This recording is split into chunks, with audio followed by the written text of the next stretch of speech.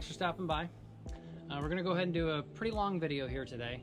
We're going to go around the property, we're going to do some mowing, we're going to pretty much talk about everything that I've done, that I've built, that I've installed, kind of a little game plan of what the house is going to be like. We're going to go over some of the vehicles that we currently own and our tractor. Again, the setup with how we're doing our well and our heating. We're going to go over installing the driveway. We're going to show you how we set up a privacy gate. It's going to be long, nothing's going to be too in-depth. Unfortunately, we completed a lot before we started videotaping, but it will give you an idea of what we've done, what you can do on your own property. And again, this is everything that me and my wife have done by ourselves. Like I say in the video coming up, we're pretty much going to show a lot of things on this video. We're building our own ICF house. I'm into cars, so we're going to see cars, modifications to them too, and trucks, and maybe motorcycles. We talk about the RV that we're currently living in. Pretty much going to talk about a lot of stuff. I'm also into hunting and guns, so that may be reviewed every now and again also of what I have, what I like to carry, what I like to use for hunting, but it'll all be video specific instead of this. This video is pretty much just an introduction going over absolutely everything. Everything again that we've done, everything that we're going to do, and we'll have future videos on each individual step as we go from here, showing you how we're doing it, how you can do it, the reason why you may want to hire a builder, not hire a builder, do things on your own, look for general contractors or just specific people in one field that you may be needing done, like say the stone facade of a fireplace on the inside, if you're not into mortaring and stuff like that. But hope you guys enjoy the video. Please subscribe, hit the like button, that really helps our channel out. Turn the bell on so you can get all updated notifications from when we're posting new videos, and hope you guys stop on by in the future. Hope to see you then. Thanks.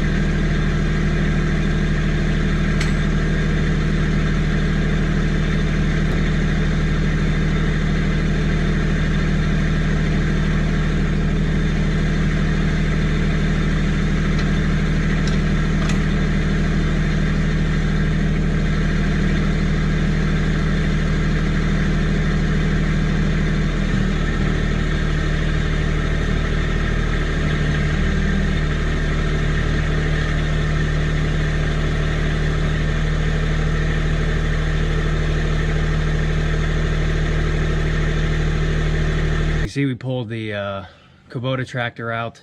We got to get the loader off. There's a lot of trees here. There's not much room to maneuver.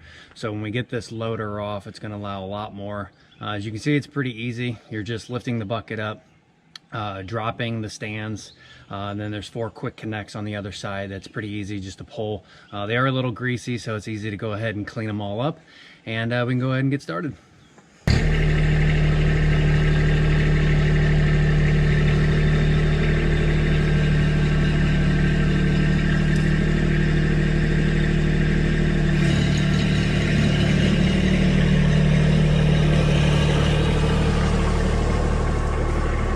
A little bit about this tractor.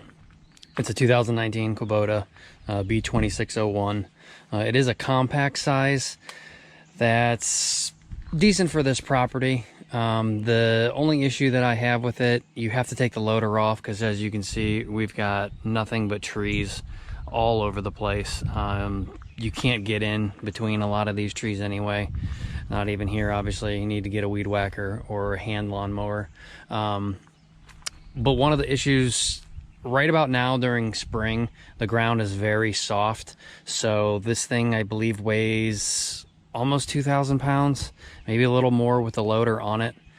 So you definitely make rivets or ruts in the ground. So you definitely have to watch out when you go out. Has it not rained for the last several days? But it is a good unit. We got the mower deck included with it, the front loader. I have a rear attachment so that we can move the trailer around the property. And then we also have forks, and we will be getting a rear blade or a box blade for it. So that way that we can keep the driveway looking nice, snow removal, stuff like that.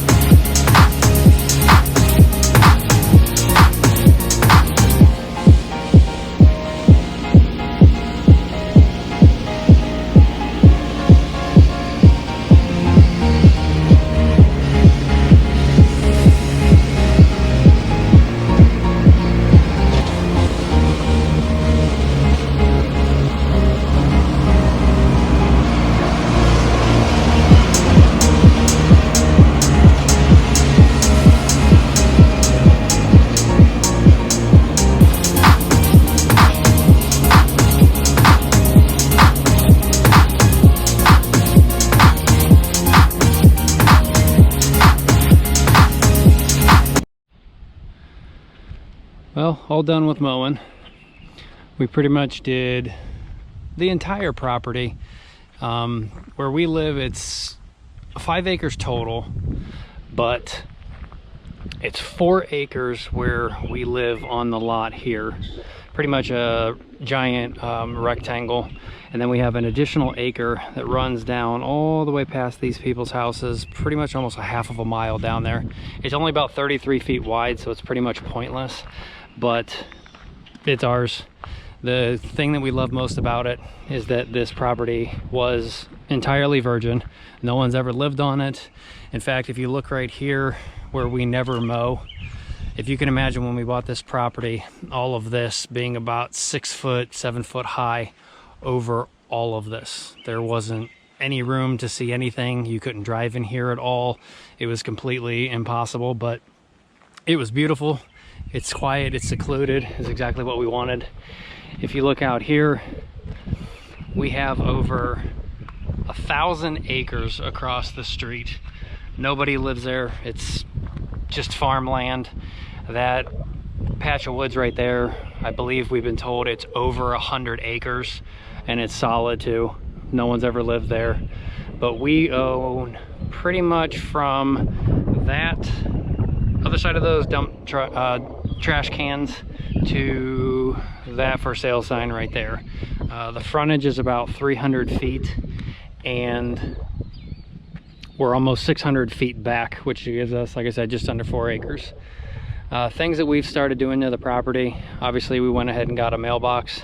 I went ahead and made that out of an old railroad tie. It is definitely fading. We need to stain it. I think the plow trucks, as they come by each winter, just takes the tar or whatever they're used to treat those. We went ahead and put up a privacy gate. I wish I would have taped it and recorded it, but essentially it's treated 6x6 posts all the way down on the ground, just like the one there and the 2 supports there. I built a frame around it, and then I think I used plywood around the outside of that to build a box. House wrapped it, put a brick ledge on, and then stoned it all the way up. There is a gap so air can get back there. That way when water hits that stone and seeks on through, it hits the house wrap, or it shouldn't even touch the house wrap and should just drain on down. Our lights, currently I'll give a video of them on at night, but they are those LED fake fire burning from the street and from back at the camper, which we're currently at. It 100% looks like a real flame, an old gas timey lantern. The power supplied from that pole right there. Power company came out and put a brand new one in with our own transformer. This is all grown up now, but last summer we've got a line just coming from there all the way underground.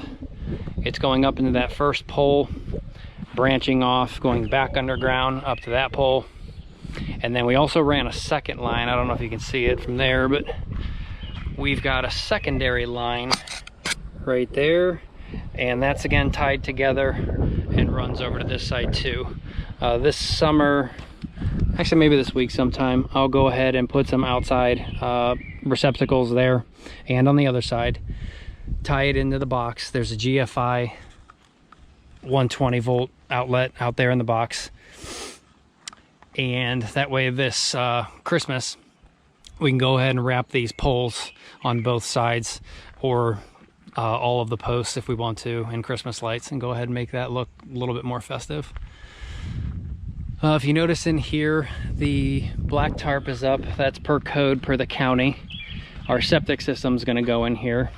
Now, because of all these trees, you just kind of have to imagine it's going to look like 2 kind of U-shaped boomerangs, if you will. I believe he marked the pink as the primary and white as the secondary. So if the main one ever fails, we've got a backup. Septic system is going. Again, per the county, you have to have that tarp up, so when we start to build, there's not allowed to be any heavy equipment. Now my tractor, it obviously doesn't hurt this ground. It leaves some small top ruts, but nothing that's too damaging. And the fact that it has to be a mound system, we are trucking in dirt anyway and bringing them up in elevation, and then bringing in specific dirt over top of that so that it properly drains and works correctly as a mound system. I'm not too familiar with a mound system.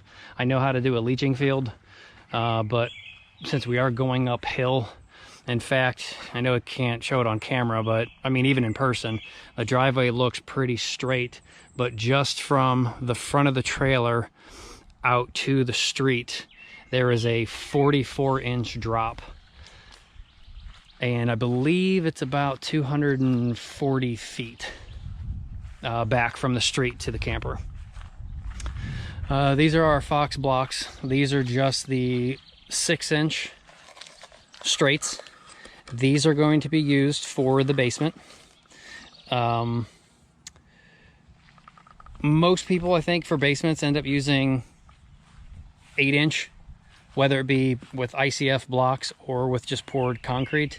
The reason why we're going with 6-inch is because we're building a raised ranch.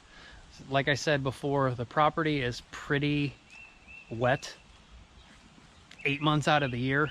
Even though it's completely flat and has, you know, obviously a taper from the front to the back, it's still pretty wet all year long. Due to that, we want to build a raised ranch. Our basement's only going to be dug about 5 feet down, and the basement walls and the first floor walls are going to be 10 foot 8 inches. Since we're only going down 5 feet, that gives us enough room to not have to worry about septic, but also still have a basement. We'll have egress windows down there, but imagine the house is going to look something like you would see in Savannah. All the houses there are raised. To get onto the first floor, you have to go up into a nice porch. Usually it's, you know, wider at the bottom, tapers on up. Obviously the gate, we kind of tried to mimic that, especially with the gas lanterns, fake gas lanterns with the LED light bulbs. But that's kind of the feel that we're going for. So the engineer approved it. 6-inch walls are fine because not a lot of that is going underground. The first floor is going to have 4-inch walls, also 10 foot 8 inches high.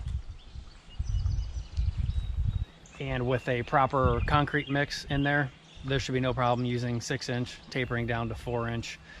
Again, 10 foot 8 inches high each. It should be fine, especially with the amount of rebar that we're putting in. There's other options to do, but our engineer went ahead and figured number 4 rebar. I believe it is every 18 inches on center, both horizontal and vertical, both for the 6-inch walls and for the 4-inch walls. So massive amounts of rebar and concrete. And again, proper mix of concrete. It should be no problem with going that thin. And besides, even if you make a house out of 2x4s, it's not going to be as strong as a 4-inch concrete wall. So this house is pretty much going to be bulletproof. If we continue down the property this way, oh, by the way, the house is going to go right here. If you imagine the concrete pad for the house is going to go there to that corner, and then it's going to extend straight out to here. The house is going to be a long rectangle. It is 81 feet long and it is 37 feet wide. The house itself, I believe, is 54 feet and the garage is 28. There are inches on each side, so that doesn't exactly add up to 81 feet. We are going to have a front porch and a rear porch, and the garage is going to taper down. There's going to be about a 4-foot drop from the height of the house to the height of the garage. So there'll definitely be, what is that? That's 4 roof lines essentially, with 2 porches and 2 elevations of the roof. We're not done yet. We've been playing with different stones in here for our fireplace. Kind of got it walled in from all the trees that I've already took down, and a bunch of ash trees that were dead. But our outdoor fireplace, I think we made it 25 feet or 27 feet around, and I believe there's 27 stones too in here, which makes this something like 9 feet. It's a giant fireplace. It gets so hot. Sometimes you can't even sit on any of these logs or rocks. But again, since the property gets so wet, this is built up, but it still gets super wet. You step on it, you sink. So pea gravel didn't work. Number 8 didn't work. So we're gonna bring in some number 57 and really lock this in. If you're wondering about all these posts that I've got here, I was just trying to get an idea, especially playing with my new Bosch laser level.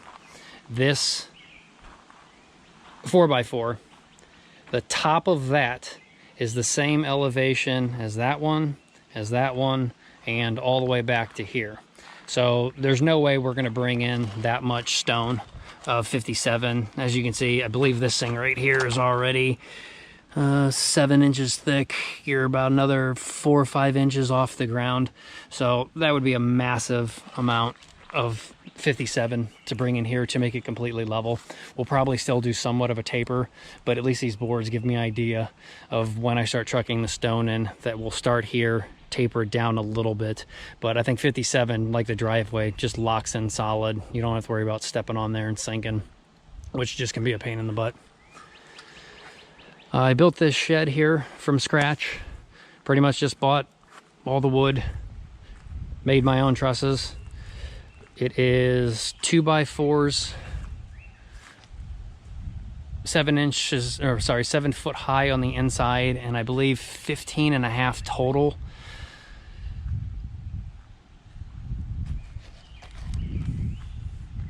Laying 57 down, just like I said, this gets wet too. We have no problem with standing on it, driving the tractor on it. It's pretty solid. So that's a perfect indication of why we need to use 57 all around. It's cedar shingles.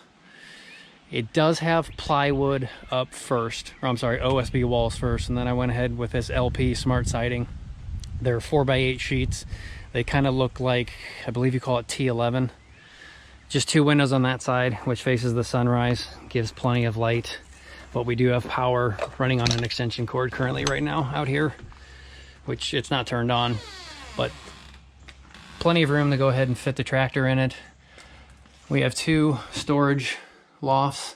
I believe this one is almost 7 feet, or, well, we've got, the trusses are, I'm sorry, the walls are studs, 24 inches on center, and we've got 1, 2, 3, 4.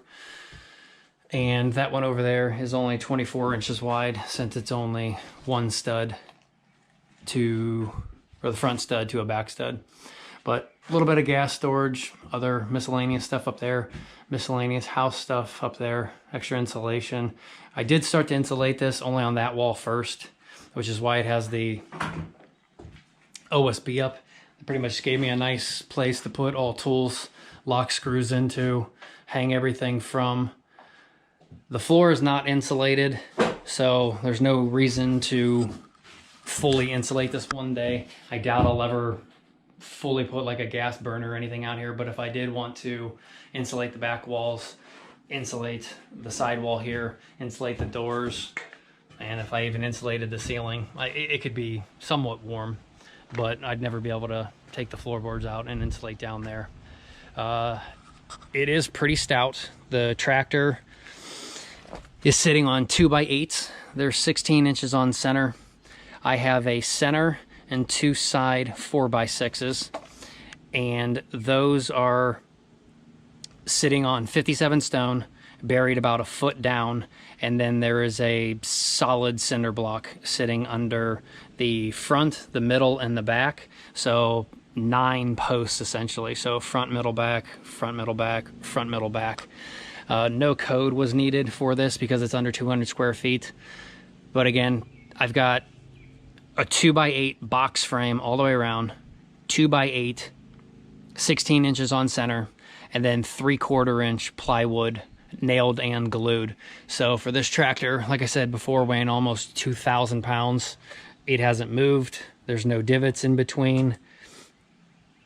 it's pretty stout. And my dad questioned me when I first told him I was going to use 2x8s. Well, he didn't know I was buying a tractor, and that was kind of the game plan in the end, that I knew something big and heavy was going to be parked in there, because he wanted me to use 2x4 floor trusses.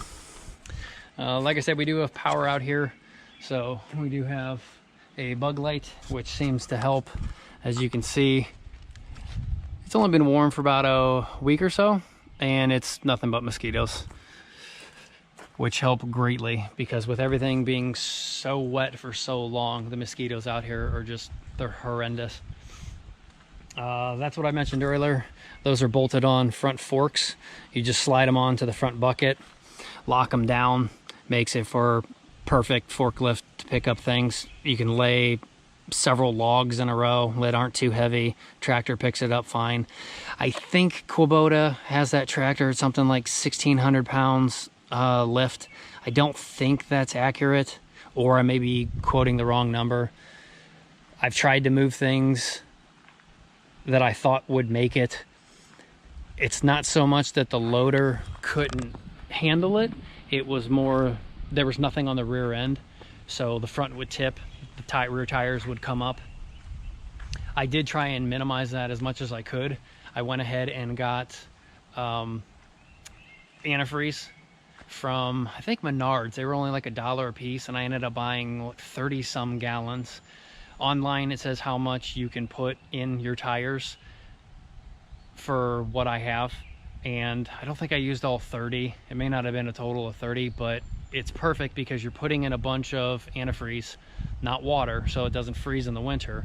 But in the rear tires, it's, I want to say, maybe 12 plus gallons, and at almost 8 pounds a gallon, that's a lot of weight in the rear tires, helping keep that rear end down. But you still need a rear attachment when you're picking up heavy things with a front bucket, because you will tip forward. Again, this property may look completely flat on camera, but to the naked eye, you can definitely see, I would say, maybe an 8-foot drop if we're talking about 600 feet from front to back. And if we have 44 inches just in the first 200 or so, it starts to really taper down when you get about halfway through. In fact, when we get a good rain, I don't know if you can see this, but pretty much from the driveway, it drops off and then goes all the way to the back there. It actually becomes a flowing river through here, which, well, since I just mowed all of this, it's going to be hard to see, but when the water stops and hits like that tree or one of these over here, branches and stuff are just completely clogged up, kind of like when a river flows and just hits like a dam.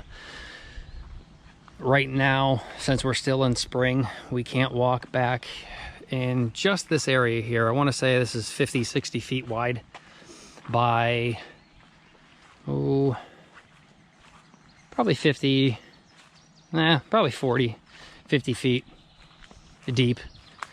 This is drying out, but as you can see, this just turns into a total swamp. If you can even see some of these trees, that water level early spring can raise up to about 1 foot high. So for the rest of this to dry out, it takes till about all summer, which, again, that's why the mosquitoes are such a problem. We'll go back there and see the back of the property. Obviously, we can't get through there right now. So I went ahead and cut a second path over here. Oh, and if you're wondering about these, if you do subscribe and like the channel, which I recommend you go ahead and do, we're a little bit of everything here. We're going to build our own house. We're doing all of the work pretty much ourselves by hiring in a few contractors. We've already put in our own driveway. We've put in our own privacy gates. We did have the well dug. I'll show you that when we walk back up to the house, although you might have seen it on camera already. We had that done last summer so we can have water. I'm in the cars, I'm in the bikes. I do a lot of modifications to them. I'm sure you already saw the Porsche. I just picked up that a little while ago after I sold my 370Z fully tracked out race car I think last October. I'm not gonna do that again, but this channel will mostly be building the house. But if you see me work on my Porsche every now and again, I've got a 2019 ZR2 truck. It's kind of like Chevy's off-road, little Baja mini Raptor type deal. I've did a little bit more lifting to that, extra lights, so we can talk about that one and go over that a little bit too. But as we come back here, oh, what I was getting at earlier, the targets there. We may do a little pew-pew on this channel, but you'll also see cars, trucks, you may see bikes, and then obviously you're going to see the house build. So back out here to the back of the property is another farm. I believe the same people farm it. But as you can see, there's no one around us. This farm here, I believe, is almost 300 acres just within the tree line, out to the road there and out to the road down there. It is completely quiet back here. We never hear anybody. We're pretty much left alone. We do have zoning to worry about. The county here is pretty strict.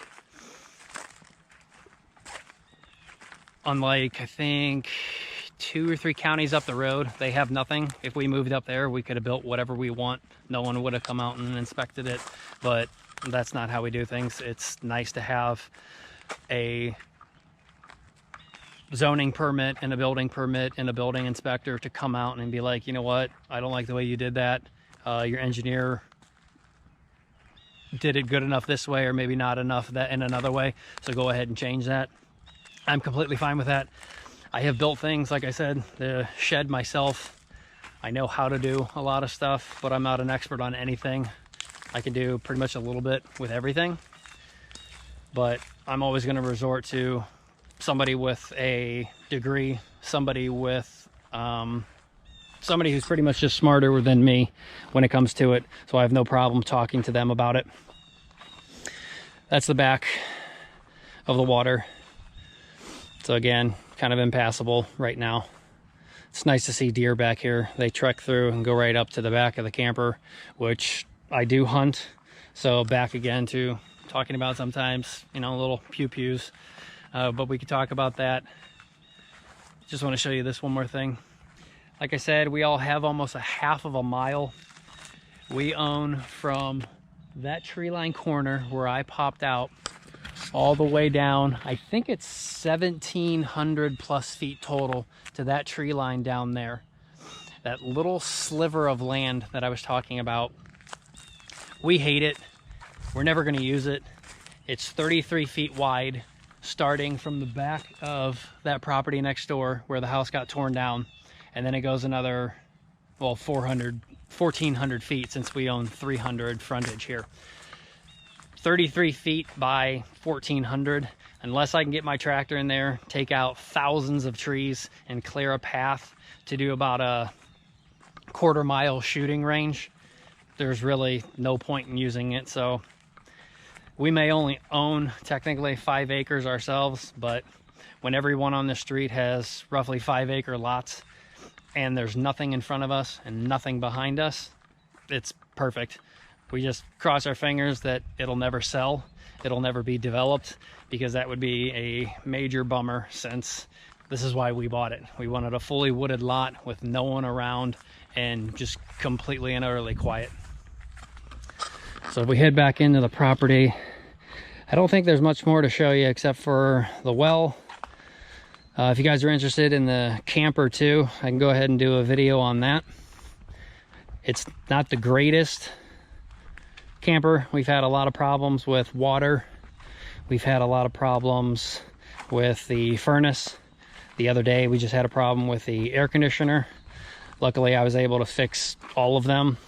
Like I said, I am not an expert at anything, but to bust out a multimeter and check voltage on this, that, and the other and figure out how to fix things yourself definitely makes it worth it, because my truck is lucky to haul 5,000 pounds. We would never be able to take the thing in to get serviced, and the dealer pretty much doesn't want to come out here and fix stuff, which I understand. It is a movable item. If you bought it from a dealer, they brought it out here for us, they would expect you to bring it in. But unfortunately, that trailer is 40 foot long, empty. I think it weighs 9,500 pounds, and fully loaded, you're not supposed to go over 12,500. So 1,500 ain't gonna cut it. A mid-size mini Raptor ain't gonna cut it. That's the well, by the way. We went ahead and got approved, spec'd out. The water's not great. The county doesn't really tell you what you need tested, but when we went ahead and tested it, I went ahead and did as much as I could, within reason. There's farmlands around here, so you've got nitrites, nitrates. You've got to worry about chemicals, bacteria, whatever they spray on the fields. Luckily, ours went down 140 feet, so I'm really not worried about anything getting down there. But when we went ahead and had it tested, we were mildly positive for nitrates. We were negative for E. coli and bacteria, so that's fine. However, our iron is high, our hardness is high, and our arsenic is high. Those are the 5 things I went ahead and had tested. Now, a lot of people don't test for all that. The problem is arsenic, obviously, can be a carcinogen. It can cause cancer. It can kill you. The EPA, when you look online, you'll see certain websites pop up. I think the Minnesota one was the first one that pops up. They recommend having arsenic under 10, or else you're going to be in trouble. But even at 9.99, I still wouldn't be happy with any arsenic. Ours was 12.9 at the wellhead. In our little house over here that I made, fully insulated and has a light bulb on the inside to keep it from freezing in the winter, we have arsenic filters, iron filters, sediment filters, and carbon filters. That's all them right there. And then we have 2 more sediment and carbon. That's before it goes into the house. These massive, I think they're 4.5 by 20 inches versus like 2 by 10 inches for those ones. And the arsenic, luckily, was able to be brought down to 0. The iron was able to be brought down to relatively almost nothing. I think like 0.5, which that's still irony. Can't taste it though, probably because of the carbon filters taking the taste out, especially since we have 2 of them before they come into the camper. The problem is the hardness.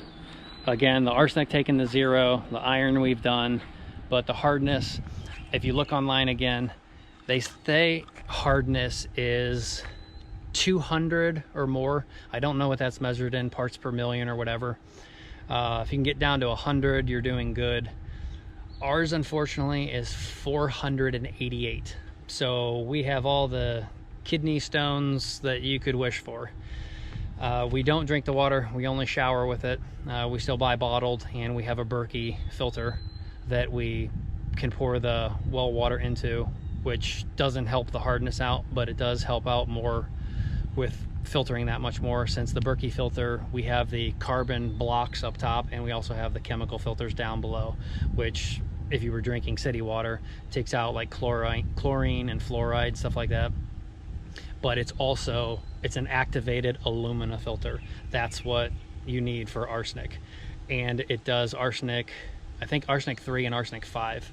Arsenic 3 is just less, what is it?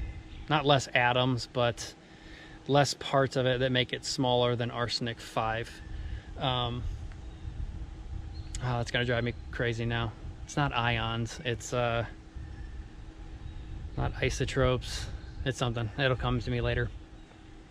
But you need a filter that can go ahead and take care of both of them, because if you filter out all of arsenic 5, because they're fatter particles, and you get the wrong filters and you have nothing but arsenic 3, you're not going to do yourself any service. We've talked to a few neighbors on the street. I don't think any of them have ever tested for it, so they've probably been drinking arsenic their entire life and don't even know it. I'm sure there's other stuff that we could test for. If you guys make a comment and say, hey, you should also go ahead and test for this, as long as it's not too expensive, we can. Pesticides and herbicides, are over $200 per test from where I went, so probably won't be doing stuff like that. But most of the other stuff, again, like the arsenic and stuff like that, they're around $20 and $30 a piece. I think I spent $200 total on all of that testing, and I did it twice because we tested the wellhead and we tested in the camper. So we wanted to see how bad the well was and then how good our filters were working. Luckily, our filters have helped everything except the hardness. So it was well worth the $400 that I spent.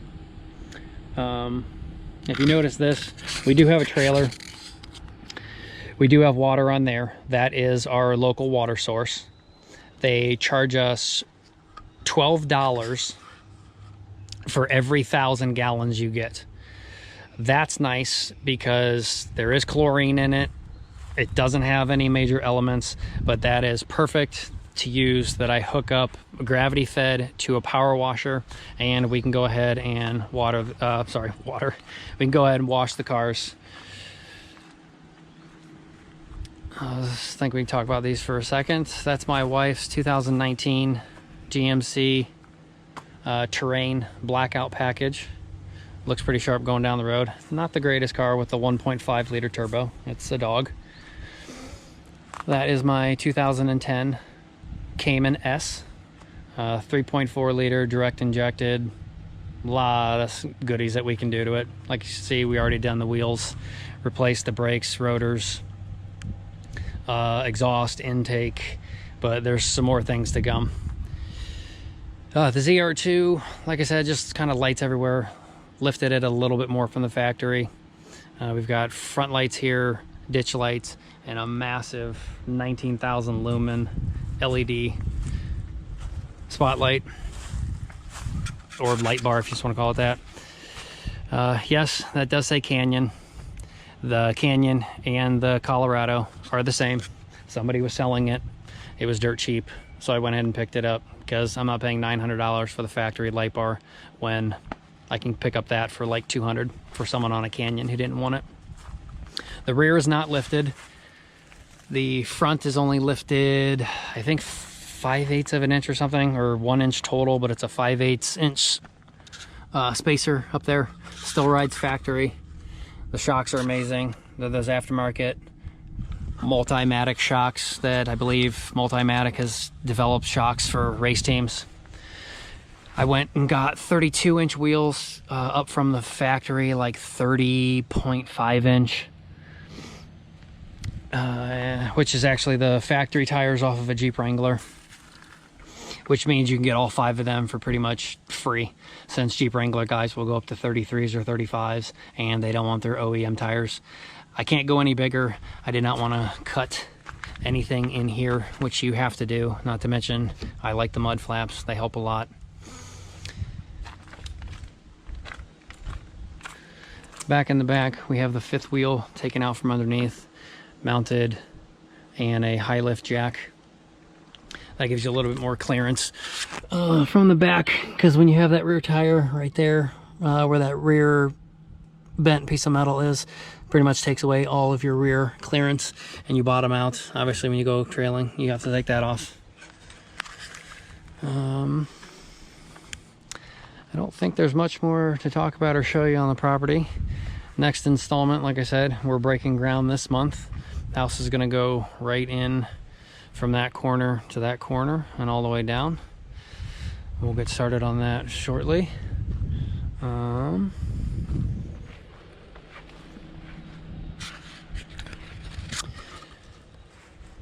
So if you enjoyed this video, go ahead and subscribe. Turn the bell on so you stay up to date on all of the notifications every time we post a new video. In the comments below, go ahead and tell me what you guys want to see as next videos come up. Talk more about one of the cars, talk more about the house build. Our blueprints are almost ready. They should be here tomorrow or sometime this week. We can go ahead and talk about that, what we're using materials wise, or you can just wait to see what we're going to do when we're actually getting ready to do it. But thanks for watching. Please let us know in the comments what you want to see, and have a good one.